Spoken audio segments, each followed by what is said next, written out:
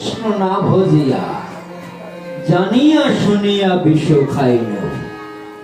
আমরা যদি গোবিন্দের চরণে, যদি কৃষ্ণের চরণে যদি আত্মসমর্পণ করি, ভগবান আমাদেরকে এই জন্ম মৃত্যু জরাবেদীর সংসার থেকে তিনি আমাদের উদ্ধার করে পার করে নিয়ে যাবে।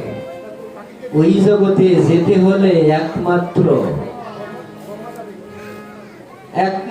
ভগবান কৃষ্ণ।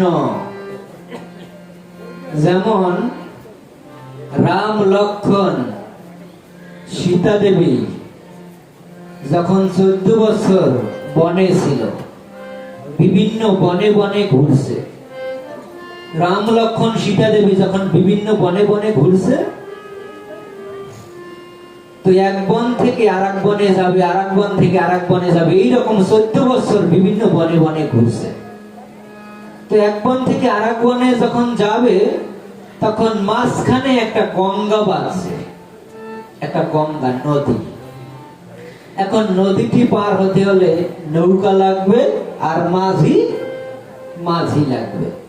তো ঘাটে গিয়েছে, দেখে কি নৌকা আছে আর একজন মাঝি আছে দূরে। তো মাঝিকে ভগবান রামচন্দ্র ডাকছে। তো মাঝি কাছে আসে, আসার পরে ভগবান রামচন্দ্র ওই মাঝিকে বলল যে দেখো ভাই, আমাদেরকে এই গঙ্গাটি নদীটি পার করে দাও। তখন ওই মাঝি ভগবান রামকে দেখে তিনি চিনতে পারছে।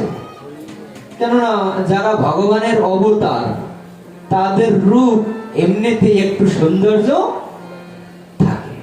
সবাই যেমন চৈতন্য মহাপ্রভু কত সুন্দর, তারপর স্বয়ং কৃষ্ণ, তারপর রাম, যারা ভগবানের অবতার তারা খুব সুন্দর। তো এই মাঝি ভগবান রামকে দেখেই চিনতে পারছে, এ তো অন্য কেউ নয়, এ তো স্বয়ং নারায়ণ। তখন ওই মাঝি পরিচয় জিজ্ঞেস করছে যে আপনারা কারা? তখন ভগবান রাম বলল যে আমি দশরথ পুত্র রাম, আমার ভ্রাতা লক্ষ্মণ এবং আমার পত্নী সীতা দেবী।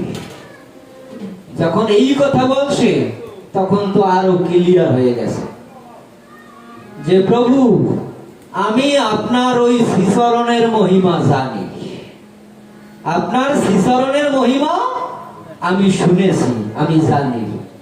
আপনার চরণের মহিমা কি? যে অহল্যা পাশানি গৌতম ঘরণী সাপেতে ডুবিয়া ছিল। যে অহল্যা কি পাষাণ হয়ে ছিল, যে অহল্যা পাশানি গৌতম ঘরণী সাপেতে ডুবিয়া ছিল, রাম পদ রজ পাইয়া মানবী হইল, অনাসে বৈকুণ্ঠে গেল।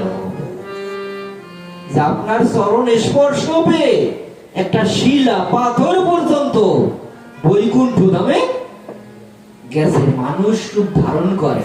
তো প্রভু, আপনার শ্রীচরণের মহিমা আমি জানি, তো আমি আপনাকে পার করব, অবশ্যই পার করব। কিন্তু পার করার পূর্বে আমার কিছু শর্ত আছে। যে প্রথম শর্ত হলো, আপনার এই চরণ দুখানি এই গঙ্গা জল দ্বারা আমি ধৌত করব। আপনার চরণ দুখানি আমি কি করব?